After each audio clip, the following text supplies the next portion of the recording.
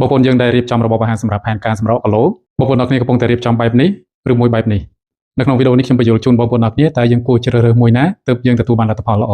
បើយើងរៀបចំដូចនេះអត់សូវល្អសម្រាប់ផែនការសម្រកគីឡូទេ